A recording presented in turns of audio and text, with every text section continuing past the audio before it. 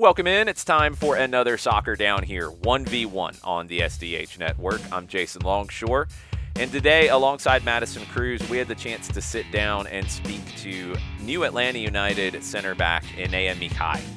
The Albanian international, we've seen him on the field a few times now for Atlanta United, and I think it was pretty evident very quickly what kind of a presence he could have in this group. He came onto the field as a substitute, and in his first couple of minutes wearing the Atlanta United kit, he was organizing, he was making sure that people had their marks.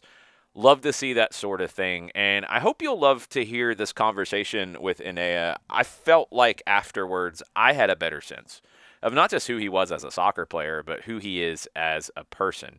Hopefully you'll feel that as well. Here's our conversation with Enea Mihaj. First thing for me, just for you, like, when did it all start? You know, when did you find the game? I was I think when I went to a professional, not professional, like for kids, playing for kids was like 12, 13 years old. Yeah. That's not too early, you know. It was like my family, you know, was a little bit hard for them because they was working, so it was not so easy to drive me to the academy. I was in Rhodes, is an island in Greece, when I started, and then I moved on to one more academy that was like cooperated with a big team in Greece, Olympiacos, but was in the island. And then at 16 I went to my first club, that was a professional club, Olympiacos, is a first division club in Greece. I left my family at this age, and then I became professional in this club, and then I moved on to PAOK and to Portugal, and now I'm here. I think just, you mentioned your family.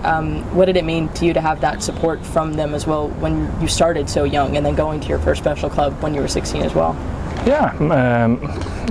I always respect them even more about this, because like I said, one more time, they sacrifice many things for me and my sister. Like they left the country for financial reason. They went to another country that it's not easy, obviously. And then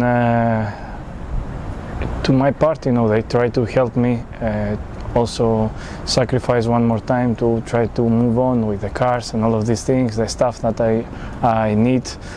And even when I was 16, you know, it's not an easy decision for a parent to say to the kid, okay, now move on, you go in another place that's far from them.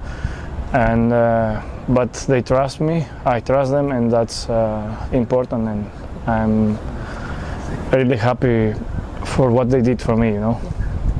When you were a kid, was there a moment, a player, a coach that you remember that kind of made you feel like this is what I want to do for the rest of my life? There was two. One of them was when I went in this academy I told you. That was a coach that teach me things, like also he tried to help me even training with another team. Then I was like 13 years old, and I was training with a team, like with men, not in my age, you know, there was men. So that was really good for me. They improved me a lot. And the second one, and maybe the most important, was the first coach I had in the academy when the team I became professional in Panathinaikos. His name is George Tarasis. He's still, like, before I come here, in the individual pre-season I was doing, we worked together. He's for me is an unbelievable coach. Like, also a person, you know, I can speak with him. And he always now try to see my games, you know, even if he's late, comparing to Greece, you know, time. And that's one of the person that I have in my heart, and I'm really happy that I met him, you know. How important is it to have a support system like that, especially in this sport as well? Because I feel like, you know, we kind of get lost on it sometimes, talking about, I think, the mental side of the game and everything. How important is it to have someone in that support system for you when you are in those moments? Yeah, it's very important, you know, for me, exactly what you say. One of the, if you see some teams that maybe they don't have so much quality, or like they are not the big names, or comparing. Sometimes they play two teams, and you say this is the favorite of the game, and the other one no, and then the other team is winning. Why it's happening? This for me is the relationship you have in football, you know.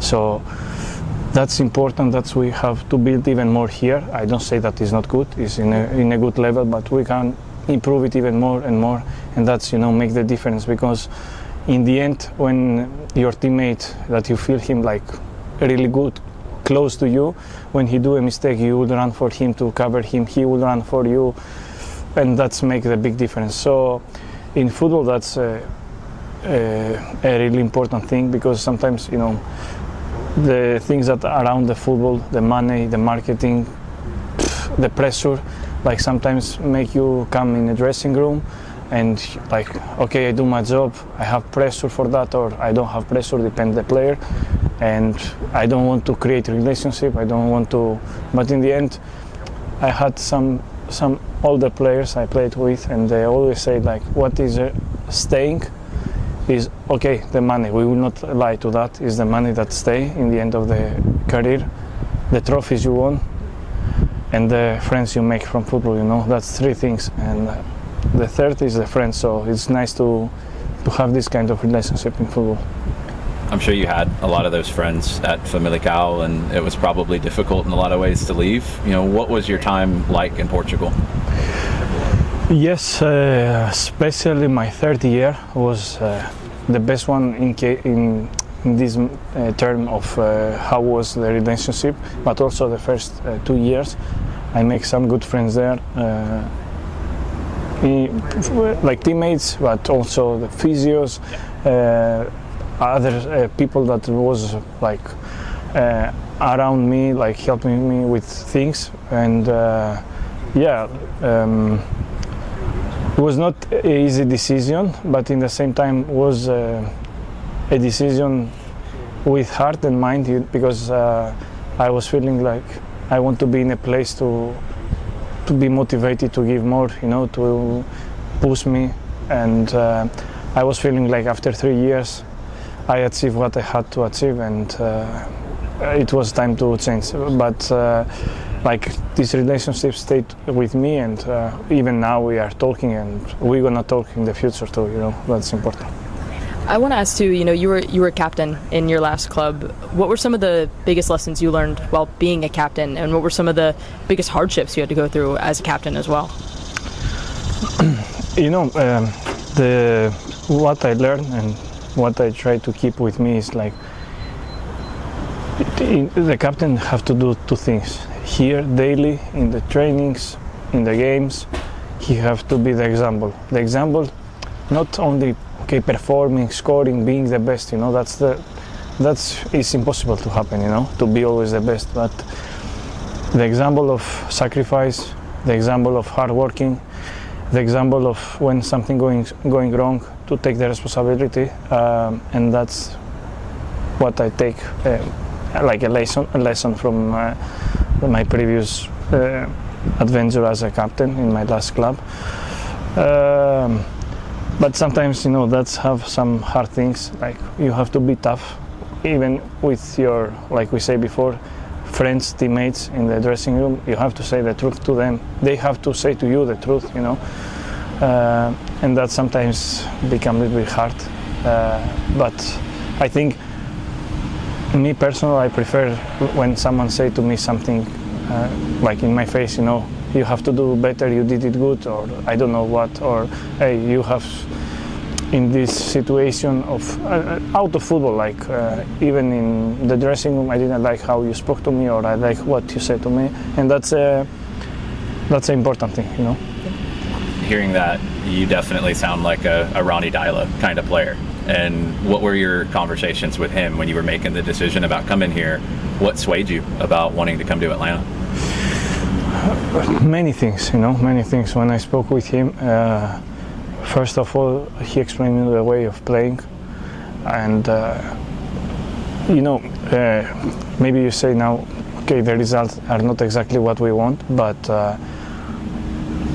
I see in moments of our play that what we can create and what we are creating, when we'll arrive in the point that will be 90 minutes with consistency, will be something like not many teams can face, And I think that's the first part, and the second part, it was what he was thinking about me, what can I bring to the club, to the team, and what he wanted from me, and it's a little bit more personal. I don't want to, Of course. but yeah, it was really important, and I understand that also the project is not in 3 months, 4 months, but it's in long term, and that's an important thing. And yeah, maybe now later someone gonna hear and have some doubts about it, but I don't have doubts about it. I want to ask too about how has the adjustment been, coming to Atlanta and coming down here as well? What has it been like for you, getting to see the sights, getting to see everything, even though it's probably been, not much time to actually get to go around and see Atlanta right now with the season, but how's it been like for you adjusting? I'm impressed. When you are in Europe and you speak about USA, you think like huge buildings, no green at all, like many people, a lot of traffic.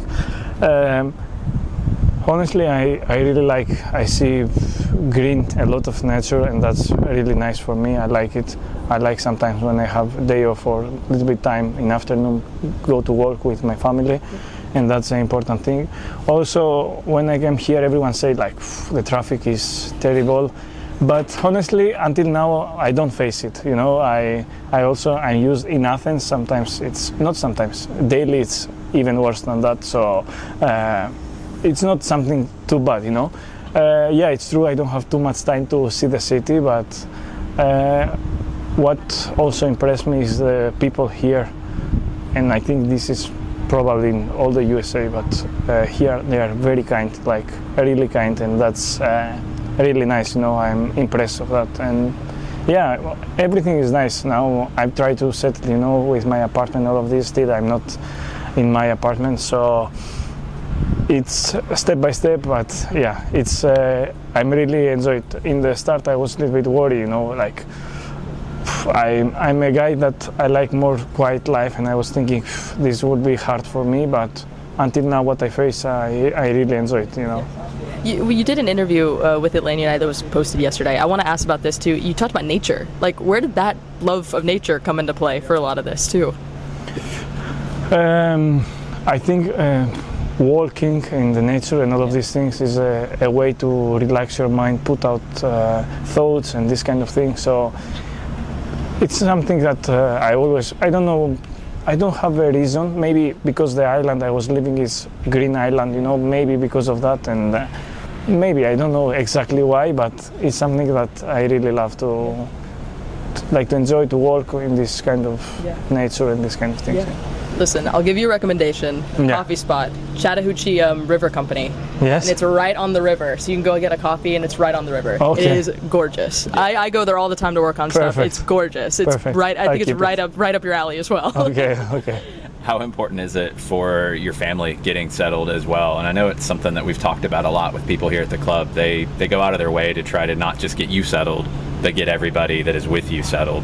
How have they kind of settled into Atlanta? How are they liking it so far? Yeah, first of all, Luis and Manny here from the club, they are doing everything for me. I have a huge thanks for them, and they do everything for me, and I really appreciate it. Yeah, it's quite hard because my son now is in the 11 month, start walking, and for my wife, I spend here from 7 until 2:30, so I spend many hours here. So in this moment, it's a little bit hard for her. But okay, yeah, when we move to our apartment and we find our daily routines, they're gonna be better. And also later, her mother, my family, her family will come here, so we will have person to help us more. But they are doing good, They also. My wife it. It's, of course, I don't want to lie. Sometimes it's hard. We are new in the city. We don't have many people going a coffee or come to our house. But even with Luis, like we went many times for lunch, dinner, so it's nice. It's nice. We are good. How has becoming a father impacted the way that you play the game in those moments, whether it's the way you view the game or how you approach it on the field as well? How's becoming a father helped in those moments? Yeah, what I think changed on this situation is like when you become a father, you know that maybe before of that football, for me personal, maybe for this is personal, like for me football was like top of the top. Everything was around it. I don't now. It's not that it's not like this. Still is like this, but in a bad day, in a good day, especially in the bad day, you have in your mind that okay, I have a son. I have a son that that's he want to go to home to play with me. He smiled to you, so you forget everything. That's a nice thing, and I think this is the biggest change that when you become a father happen. And also like many times. When you enter in the pitch, when I enter in the pitch, I feel like okay, now I play also for my son, like to feel proud for his father, not for the performance, but like the guy that he entered inside and give everything. He's good or bad, but he give everything. That's. Big thank you to Enea for taking the time to sit down with us after a pretty intense training session in Marietta as Atlanta United gets ready to face the Colorado Rapids. Also, big thank you to everybody with the Atlanta United communication staff for making Enea available. We'll be catching up with more Five Stripes as we go the rest of the way, hopefully introducing you to some of the new faces that are representing the club, both with the first team and with the second team. It's a busy weekend for Atlanta United soccer on 92.9 The Game and the SDH Network. Saturday night, 8:30 is the start for the Five Stripes Countdown with Madison Cruz and with Nick Aliffi, and maybe with Jarrett Smith chiming in with Mike Conti and myself in Denver, Colorado, technically Commerce City, as the Colorado Rapids will host Atlanta United. And then Madison and myself and John Nelson will join the fray, and we will have Atlanta United 2 soccer for you on the SDH Network on Sunday, live from Kennesaw. Hopefully you can join us for that. Pregame coverage will start at 7 p.m. or we'll see you at Fifth Third Stadium. Thank you for supporting everything we do at the SDH Network. Make sure you're following us on all your social media platforms, and we will have more soccer talk for you very, very soon. As always, we are around the corner from everywhere.